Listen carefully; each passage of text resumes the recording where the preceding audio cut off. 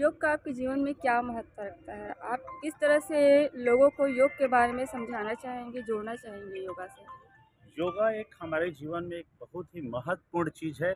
योगा जैसे हम खाना खाते हैं, दिनचर्या हमारा रहता है, उसी प्रकार दिनचर्या में एक योग हमारे लिए बहुत ही महत्वपूर्ण है, अंग है। जिस जिससे हमको हार्ट प्रॉब्लम, यहाँ तक कि कैंसर जैसी बीमारियों से हमको लड़ने की क्षमता देता है। क्योंकि बिना मेडिसिन और बिना दवाई लिए, बिना डॉक्टर के जाए हमारा शरीर निरोगी एवं स्वस्थ रहता है। आप योग के बारे में क्या कहना चाहेंगे? कल योग दिवस है तो उसे किस तरह से आप मैसेज देना चाहेंगे लोगों को? और अपने जीवन में आपके जीवन में क्या महत्व रखता है योगा का? योग भारतीय पुरातन जीवन शैली का एक माध्यम है, स्वस्थ जीवन शैली का। स्वस्थ मन निरोगी काया, इस वाक्य का प्रादुर्भाव ही योग से हुआ है। आज लोग लाखों खर्च कर रहे हैं। शुभ नाम बताएंगे आप अपना? ऋषिकेश प्रताप सिंह। अच्छा, आप योग के बारे में क्या कहना चाहेंगे? योग भारतीय पुरातन स्वस्थ जीवन शैली का एक माध्यम है और स्वस्थ मन निरोगी काया जैसे वाक्यों का प्रादुर्भाव ही योग से हुआ है।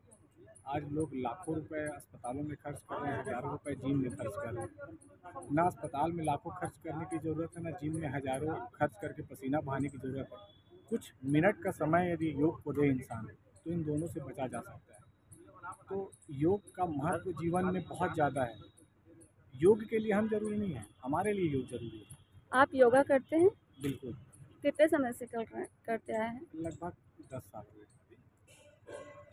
और कुछ संदेश देना चाहेंगे? मैं प्रत्येक भारतीय वरन भारत बल्कि विश्व के नागरिकों से आग्रह करता हूँ कि योग को अपने जीवन शैली में शामिल करें और जो ये महंगे अस्पतालों जिनों के खर्च हैं इनसे बचें और प्राकृतिक रूप से अपने शरीर का निर्माण करें, क्योंकि योग अनुशासित जीवन शैली को सिखाता है।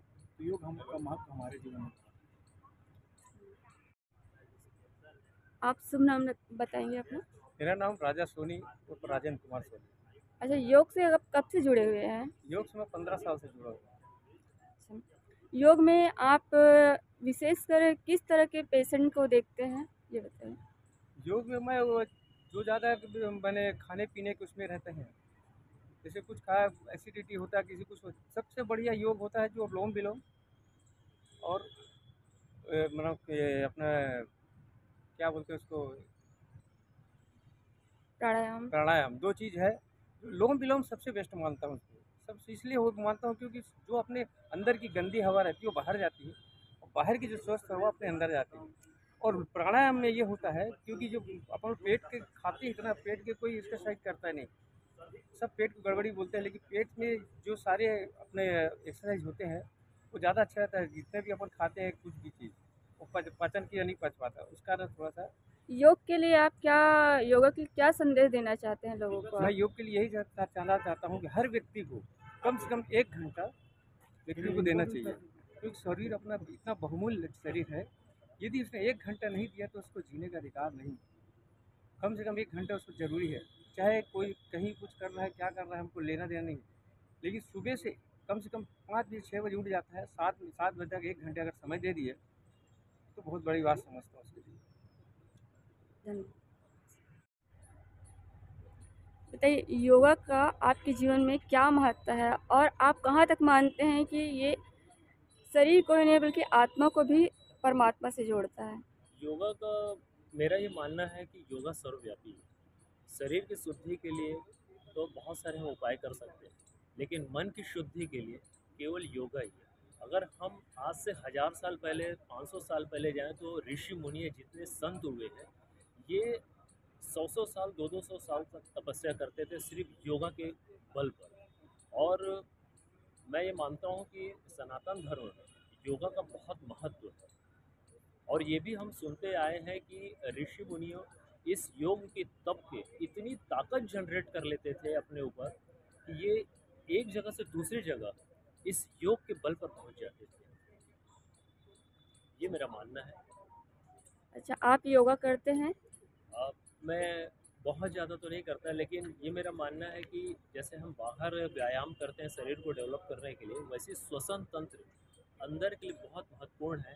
तो अविलोम विलोम मैं ज़रूर करता हूँ। और मैं सभी से यही कहूँगा कि जिस तरीके से थायराइड, ब्लड प्रेशर, शुगर आज घर घर पैर पसार रही है, अगर इसे लात मार कर बाहर निकालना है तो ज़रूर से ज़रूर योगा करना चाहिए।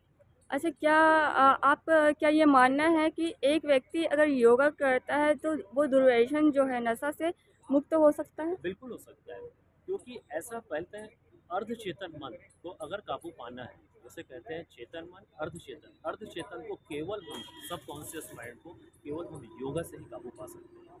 और अगर आप योगा से अपने सबकॉन्शियस माइंड को कंट्रोल करते हैं तो ये दुर्व्यसन तो क्या, नशा तो क्या, आप दुनिया में हर चीज़ पा सकते हैं। अच्छा, गीता में भगवान ने है योग के बारे में बोला है पूरी तरह से, प्रेम योग, भक्ति योग, कर्म योग, ज्ञान योग, उन्होंने समस्त योग को रखा है। आप विशेष रूप से कौन से योग को मानते हैं और किस योग को? क्योंकि इसके लिए तो अर्जुन भी भ्रमित था, लेकिन मैं आपसे पूछना चाहती हूँ कि एक ही मार्ग को माना जा सकता है कोई भी? देखिए, मेरा मानना है कि सबसे बड़ी बात है भक्ति योग। अगर भक्ति में प्रेम है, भक्ति में त्याग है, भक्ति में तपस्या है। अगर भक्ति, भगवान भी कहें मैं तो भक्त के आगे झुक गया, मैं भक्त को कैसे पा सकता हूँ? तो मेरे हिसाब से मेरा ये मानना है कि भक्ति योग सबसे बड़ा। अच्छा, तो ध्यान के माध्यम से और भक्ति के माध्यम से, भक्ति योग द्वारा इसको प्राप्त किया जा सकता बिल्कुल प्राप्त किया जा सकता है। शुभ नाम एक बार है। फिर दीपक से? मिश्रा।